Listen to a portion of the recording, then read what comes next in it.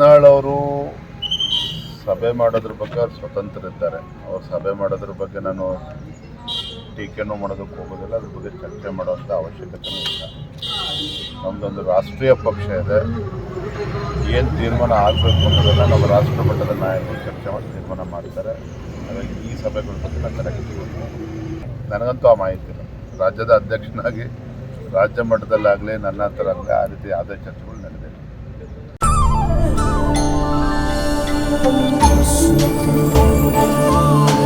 Mysuru sandal ಸಾಬೂನು ಪ್ರಕೃತಿಯಷ್ಟೇ ತಾಜಾ ಮತ್ತು ಪರಿಶುದ್ಧ. ಸರ್, ಈಗ ರಾಜ್ಯ ಸರ್ಕಾರ ಅಸ್ಥಿರತೆ ಇದೆ ಸರ್. ದಿನಲ್ಲೂ ಮುಖ್ಯಮಂತ್ರಿ ಅಭ್ಯರ್ಥಿಗೆ ಇದು ಮಾಡ್ತಾರೆ. ದಿನೇ ದಿನೇ ಮುಖ್ಯಮಂತ್ರಿ ಕುರ್ಚಿಗೆ ಪೈಪೋಟಿ ಜಾಸ್ತಿ ಆಗ್ತಾ ಇರುವಂಥದ್ದು. ನನಗಿರೋ ಮಾಹಿತಿ ಪ್ರಕಾರ ಆಡಳಿತ ಪಕ್ಷದಲ್ಲಿ 7-8 ಜನ ಹಿರಿಯ ಶಾಸಕರುಗಳು ಅಥವಾ ಮಂತ್ರಿಗಳು ಹೇಗಾದರೂ ಮಾಡಿ ತಾವು ಮುಖ್ಯಮಂತ್ರಿ ಆಗಬೇಕು ಅನ್ನುವ ಪೈಪೋಟಿಲಿ ಈಗಾಗಲೇ ಇಳಿದಿದ್ದಾರೆ. ಇದರ ಪರಿಣಾಮ ಏನಪ್ಪ ಅಂತ ಹೇಳಿದ್ರೆ ಆಡಳಿತ ಯಂತ್ರ ಸಂಪೂರ್ಣವಾಗಿ ಕುಸಿದು ಬಿದ್ದಿರುವಂಥದ್ದು. ನೋಡಿ, ಸಿದ್ದರಾಮಯ್ಯ ಸರ್ಕಾರ ಬಂದಾಗಿನಿಂದ ಅದು ಯಾಕೋ ಗೊತ್ತಿಲ್ಲ, ರೈತರ ಬಗ್ಗೆ ಇಷ್ಟೊಂದು ಅಸಡ್ಡೆ. ಏನು ಹಿಂದಿನ BJP ಸರ್ಕಾರ ಏನು ಪ್ರಧಾನಮಂತ್ರಿಗಳು ಕಿಸಾನ್ ಸಮ್ಮಾನ್ ಯೋಜನೆ ಅಂತಂದು ಕೊಟ್ಟರು, ರಾಜ್ಯ ಸರ್ಕಾರ ಯಡಿಯೂರಪ್ಪ ಮುಖ್ಯಮಂತ್ರಿಗಳಿದ್ದಾಗ 4,000 ರೂಪಾಯಿ ಕೊಡ್ತಾಯಿದ್ರು. ಅದನ್ನು ಕಲ್ಲಾಕುವಂಥ ಕೆಲಸ ಮಾಡಿದ್ರು. ಬಸವರಾಜ ಬೊಮ್ಮಾಯಿ ಅವರು ರೈತ ವಿದ್ಯಾನಿಧಿನ ತಂದರು, ಅದನ್ನು ಕೂಡ ಕಲ್ಲಾಕುವಂಥ ಕೆಲಸ ಮಾಡಿದ್ರು. ಇವತ್ತು ಕಾಂಗ್ರೆಸ್ ಸರ್ಕಾರ, ಸಿದ್ದರಾಮಯ್ಯ ಸರ್ಕಾರ ಒಂದು ರೀತಿ ರೈತರ ಪರವಾಗಿ ಯಾವುದೇ ಒಂದು ಚಿಂತನೆಯನ್ನು ಮಾಡ್ದೇನೆ, ರೈತರ ಪರವಾಗಿ ಯಾವುದೇ ಒಂದು ಯೋಜನೆಯನ್ನು ಕೊಡ್ದೇನೆ, ರೈತರ ಸಂಕಷ್ಟಕ್ಕೆ ಸ್ಪಂದನೆ ಮಾಡದೇ ಇರ್ತಕ್ಕಂಥ ದುರ್ದೈವ. ಅತಿವೃಷ್ಟಿ ಸಂದರ್ಭದಲ್ಲೂ ಸಹ ಯಾವುದೇ ಸಚಿವರಾಗಲಿ ಯಾರೂ ಕೂಡ ಅಲ್ಲಿ ಪ್ರವಾಸ ಮಾಡಲಿಲ್ಲ. ಸಂಕಟದಲ್ಲಿರುವಂಥ ರೈತರ ಸಮಸ್ಯೆನ ಕೇಳುವಂಥ ಕೆಲಸ ಮಾಡಲಿಲ್ಲ. ಇದು ಒಟ್ಟಾರೆಯಾಗಿ ರಾಜ್ಯ ಸರ್ಕಾರ ರೈತರ ಹಿತವನ್ನು ಸಂಪೂರ್ಣವಾಗಿ ಕಡೆಗಣಿಸಿದೆ.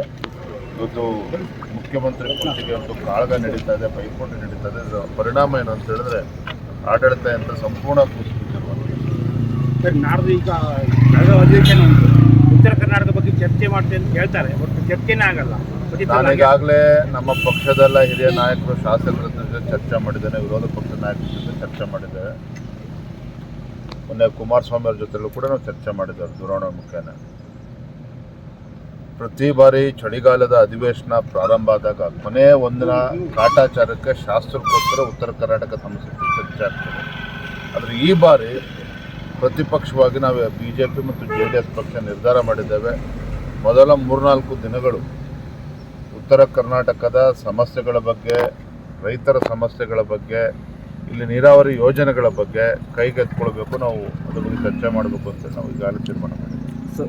ಸರ್, ಕೇಂದ್ರ ಸರ್ಕಾರದ ಯೋಜನೆಗಳನ್ನು ಅನುಷ್ಠಾನ ಮಾಡೋದಕ್ಕೆ ರಾಜ್ಯ ಸರ್ಕಾರ ಸಹಕಾರ ಕೊಡ್ತಾ ಇಲ್ಲ. ಹಾಗಾಗಿ ಅನೇಕ ಯೋಜನೆಗಳು ಕಾರ್ಯರೂಪ ಆಗ್ತಾ ಇಲ್ಲ. ನಮ್ಮ ಜಿಲ್ಲೆಯಲ್ಲೂ ಒಂದು ದೊಡ್ಡ ಷಡ್ಯಂತ್ರ, ಕುತಂತ್ರ ಕಾಂಗ್ರೆಸ್ ಸರ್ಕಾರದಲ್ಲಿ ನಡೀತಾ ಇರುವಂಥದ್ದು. ಕೇಂದ್ರದ ಯಾವುದೇ ಯೋಜನೆಗಳನ್ನು ಸರಿಯಾದ ರೀತಿಯಲ್ಲಿ ಅನುಷ್ಠಾನ ಮಾಡದೇ ಇರುವಂಥದ್ದು. ಮತ್ತು ತಮಗೆ ಗೊತ್ತಿದೆ, ಈಗಾಗಲೇ ಹಿಂದಿನ ಪದ್ಧತಿಗೆ ಬದಲಾವಣೆ ಆಗಿದೆ.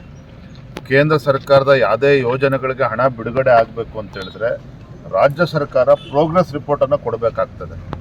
ಅದು ಯಾವುದನ್ನು ಕೂಡ ಮಾಡ್ದೇನೆ, ಕೇಂದ್ರಕ್ಕೆ ಯಾವುದೇ ವರದಿಗಳನ್ನು ಕೊಡ್ದೇನೆ, ಸ್ಟೇಟಸ್ ರಿಪೋರ್ಟನ್ನು ಕೂಡ ಕೊಡ್ದೇನೆ ಕೇಂದ್ರದ ಅನುದಾನಕ್ಕೆ ಬರ್ತಾ ಇಲ್ಲ ಅಂದರೆ ಅದಕ್ಕೆ ಕಾರಣ ರಾಜ್ಯ ಸರ್ಕಾರನೇ.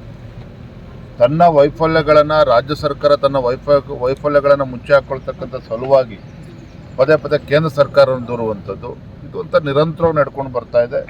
ಎಲ್ಲದರ ಬಗ್ಗೆ ಸಮಗ್ರವಾಗಿ ನಾವು ಈ ಬಾರಿ ಅಧಿವೇಶನ ಚರ್ಚೆ ಮಾಡ್ತೀವಿ. ಸರ್, ಈಗ ಉತ್ತರ ಕನ್ನಡದಲ್ಲಿ ಪದೇ ಪದೇ ಈಗ ಸರ್ಕಾರಗಳು ಇಲ್ಲಿ ನೀರನ್ನು ಒಯ್ಯಲಿಕ್ಕೆ ಯೋಜನೆ ಮಾಡ್ತಾ ಇದೆ.